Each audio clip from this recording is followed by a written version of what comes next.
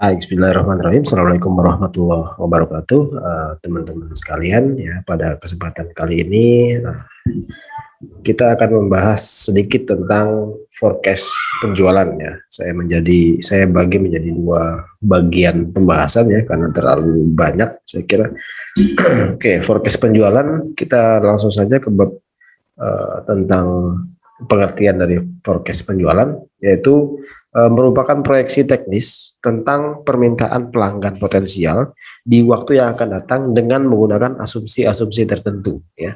Jadi prinsipnya adalah ketika kita berbicara forecast berarti kita berbicara tentang proyeksi permintaan ya dari pelanggan potensial di masa yang akan datang gitu kan.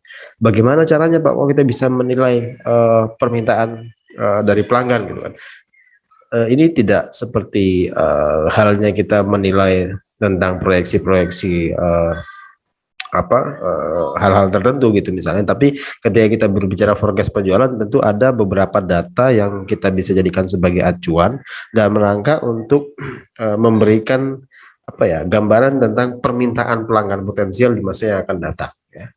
Oke, kemudian forecast penjualan itu berkaitan dengan apa saja? Yang pertama tentang volume ya, volume barang yang dibutuhkan. Tentu kita berbicara tentang kuantitasnya, ya, berapa banyak sih barang yang dibutuhkan gitu kan.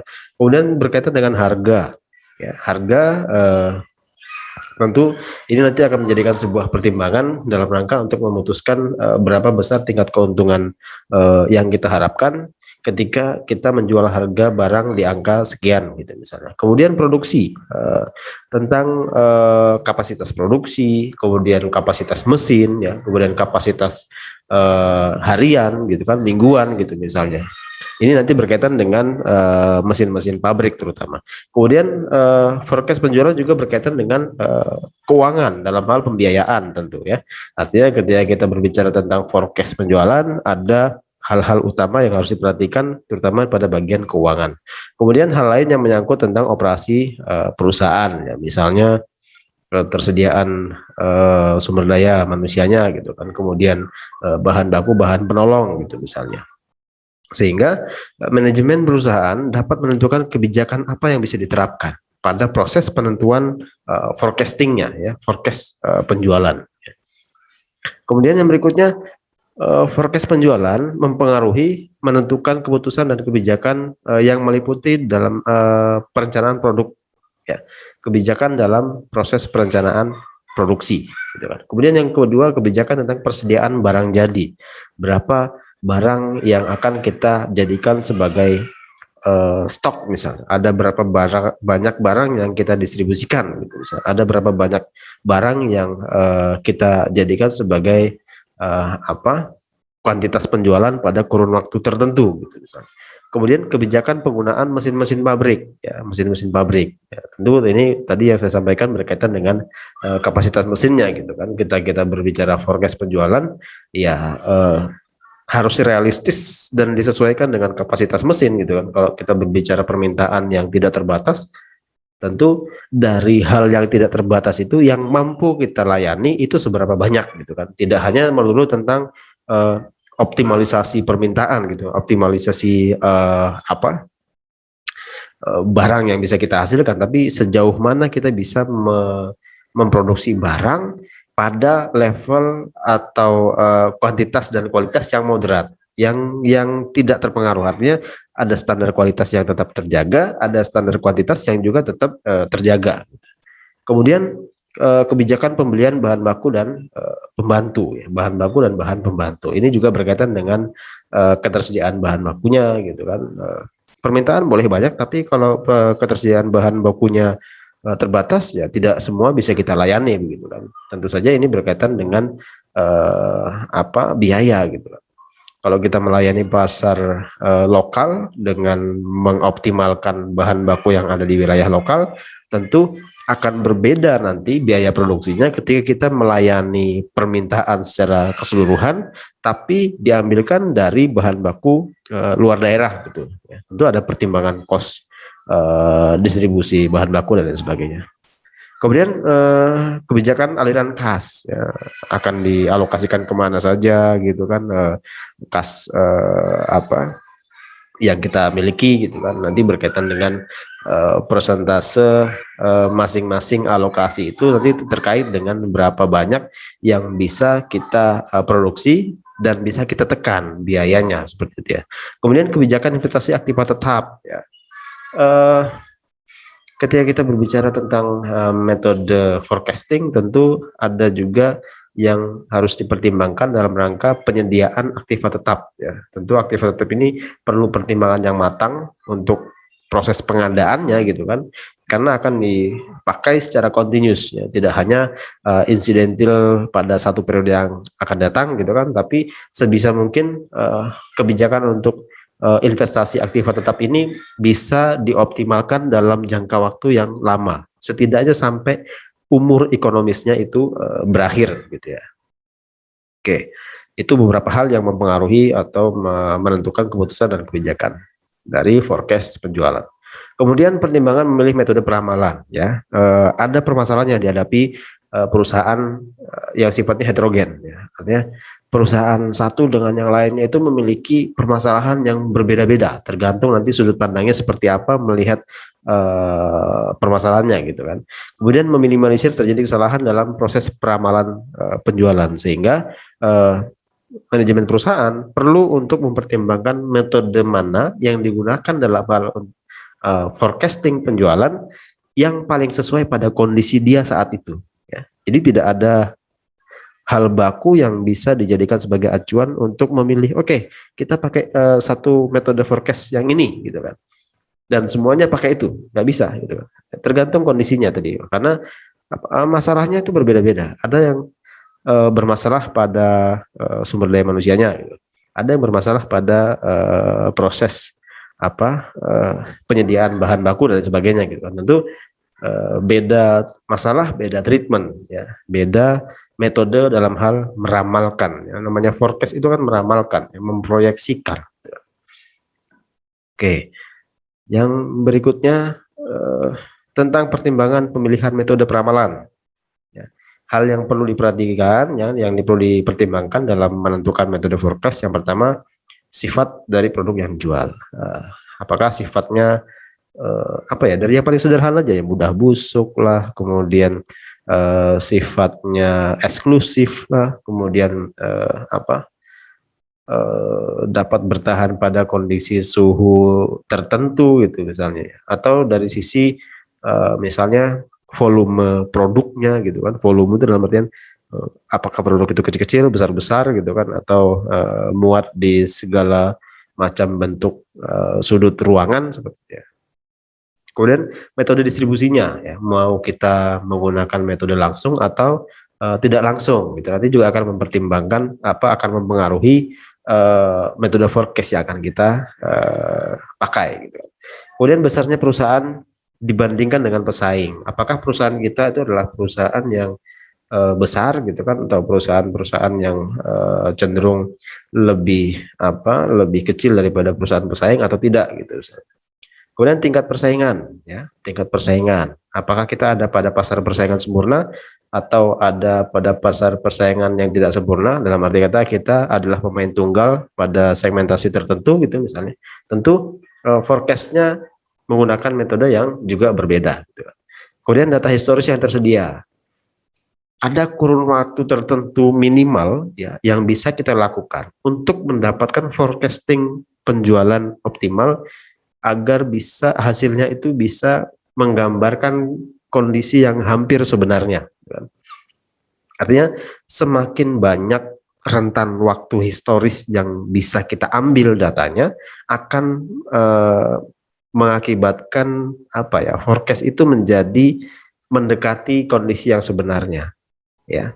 Beda misalnya ketika kita hanya menjadikan 1 tahun acuan gitu kan, sebagai tahun acuannya hanya 1 gitu kan, jadi tahun lalu aja gitu. Tapi tidak bisa kita jadikan sebagai patokan yang mutlak kira-kira, karena dari 1 tahun itu tidak ada tren yang bisa kita baca gitu kan. Tapi kalau misalnya kita butuh atau kita memiliki 10 tahun histori gitu misalnya, dari 10 tahun itu pun kita sudah bisa melihat trennya gitu kan. Oh ternyata trennya selama 10 tahun terakhir ini trennya fluktuatif gitu kan, atau dinamis, atau misalnya meningkat gitu kan. Nah, dari tren itu kita bisa memproyeksikan justru ya. Oke. Kemudian tingkat persaingan juga ya.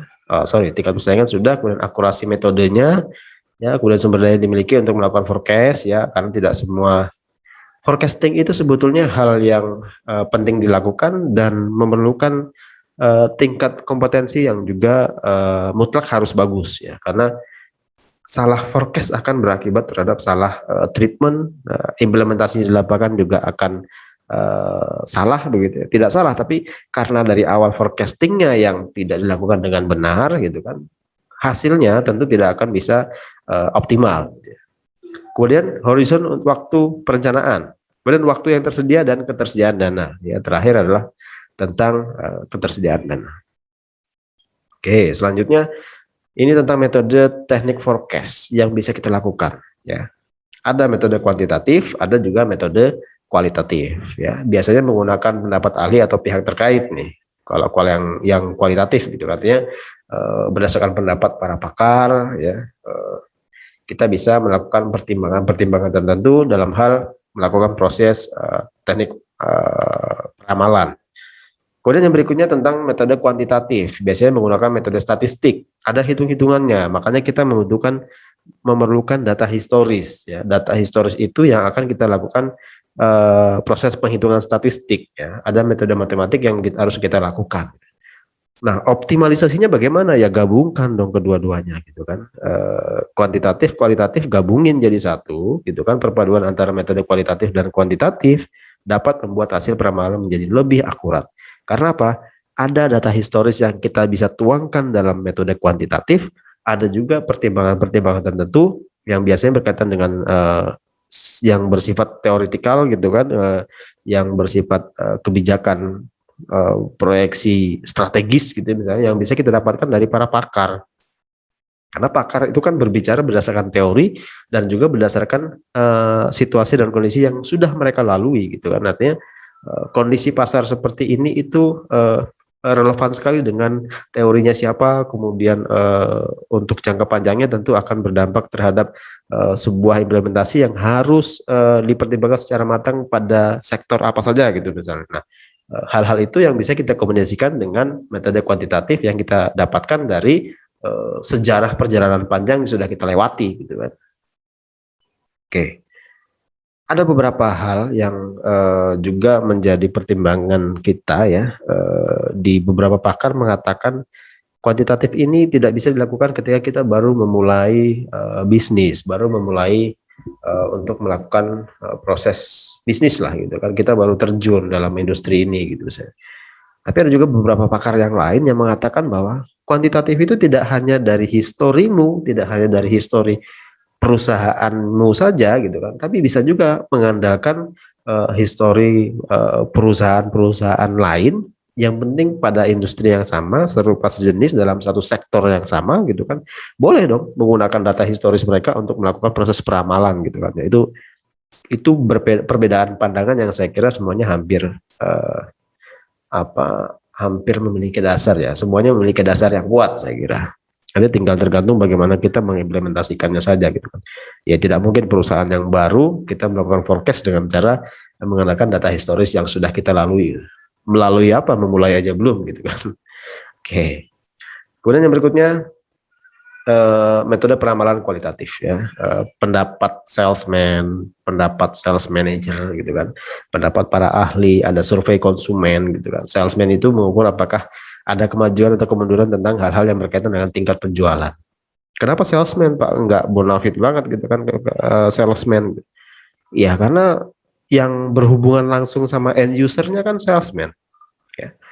Marketer itu merupakan ujung pangkal perusahaan ya, jika ingin mendapatkan informasi yang paling akurat mengenai konsumennya, konsumen kita gitu kan.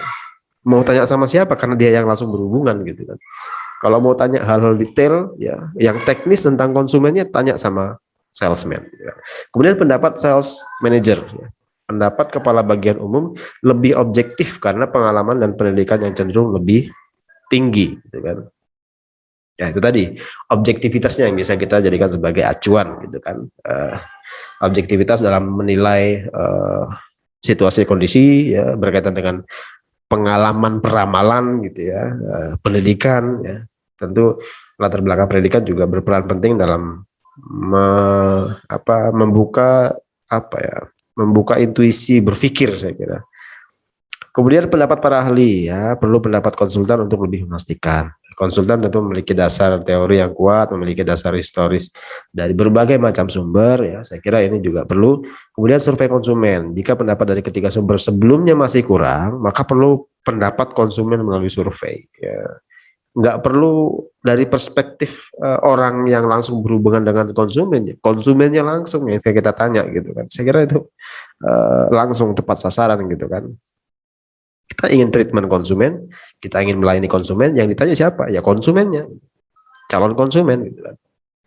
Oke. Yang kuantitatif ada dua, ada analisa tren ya, kemudian analisa korelasi ya. Ini semua sudah mulai masuk ke hal yang sifatnya teknis ya. Ada statistiknya di sini, ada garis tren bebas ya, ada garis tren semi average, kemudian garis matematis ya. Kemudian garis matematis itu terbagi lagi menjadi metode Bowman dan kemudian metode least square ya. Oke, yang berikutnya tentang analisis tren dulu. Tren ini menentukan bahwa garis lurus patah-patah yang yang pertama kita berbicara tentang analisis tren ya. Satu, ada garis tren bebas. Dia mengatakan bahwa tren ini menentukan bahwa garis lurus patah-patah yang dibentuk oleh data historis ya, itu diganti atau diubah menjadi garis lurus dengan cara bebas berdasarkan pada perasaan atau pendapat dari orang yang bersangkutan ya. Namanya aja garis tren bebas, artinya pola itu didapat dari titik data historis gitu kan. Kemudian untuk memproyeksi memproyeksi masa depan gitu kan, untuk tahun yang akan datang, bagaimana ya, dengan membentuk pola atau membentuk garis lurus berdasarkan pola yang sudah dibuat ya oleh data historis.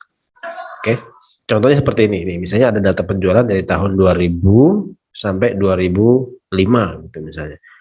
Tahun 2000 ternyata penjualannya 2.500, 2001 itu 2.650 dan seterusnya sampai 2005 itu ada 3.400 gitu kan. Kemudian kita tuangkan dalam sebuah grafik gitu kan.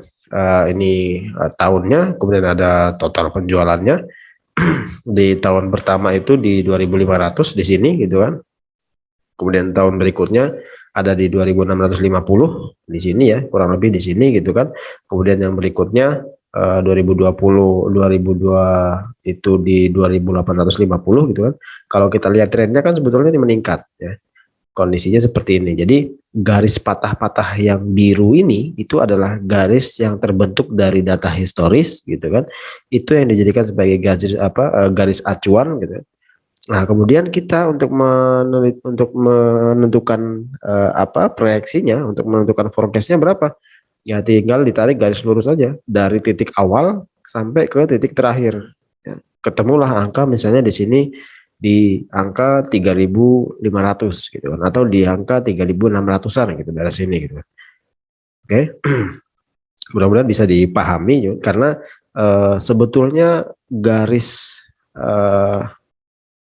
tren bebas ini ya bisa aja dijadikan sebagai acuan kalau misalnya data historisnya itu minimal ada 5 tahun 6 tahun dan membentuk sebuah pola, ada trennya gitu. Kalau ini kan kita lihat dari datanya saja itu trennya kan meningkat ya, meskipun tingkatannya itu fluktuatif ya, bisa naik misalnya nih 2006 2.500 ke 2.650 itu kan 150 gitu, peningkatannya gitu.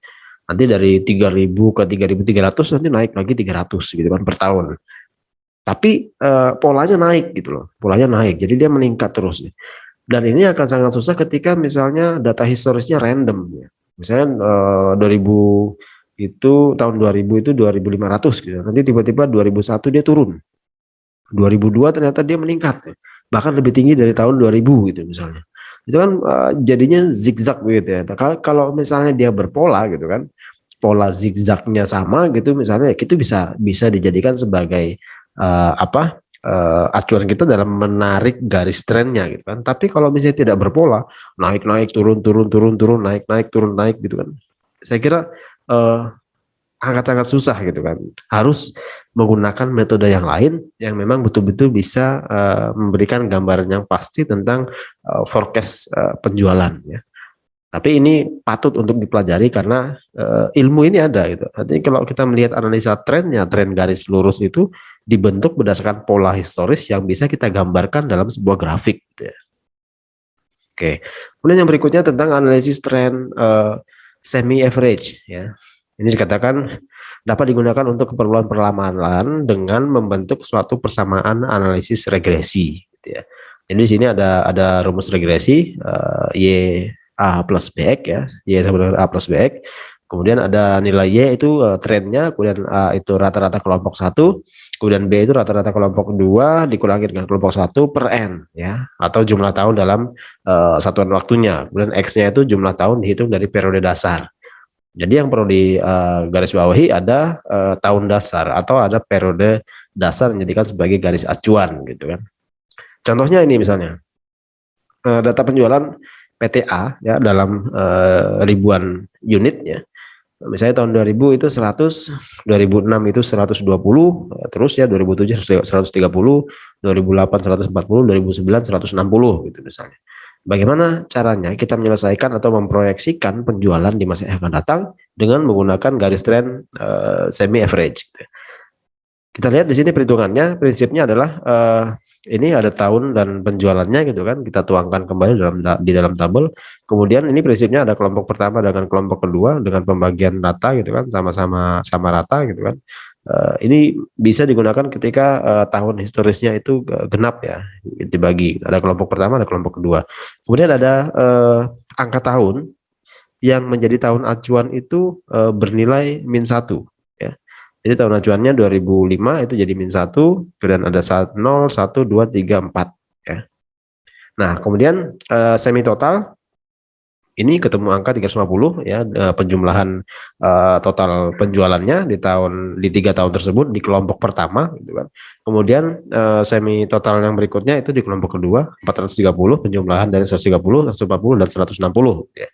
Kemudian average ya di rata-rata 350 dibagi 3 ya. 3 itu dari mana ya? 3 tahun acuannya. 3 tahun dalam satu kelompok gitu kan. Kemudian ini juga sama kurang lebih 430, jumlah penjualan 3 tahun dibagi dengan 3 tahun, ketemulah rata-rata penjualan selama di 2 kelompok tersebut ya. Kelompok kedua rata-rata penjualannya itu 143 unit per tahun gitu kan. Kemudian kelompok kedua atau kelompok yang pertama itu 116 unit per tahun rata-rata gitu ya. Kemudian masuk ke rumusnya ya, rata-rata kelompok satunya 116 gitu kan. Kemudian rata-rata kelompok keduanya dikurangi dengan rata-rata kelompok 1 dibagi dengan tahunnya gitu kan. Tahun dalam satuan waktu tadi dibagi dengan 3 ketemu 8,89 ya.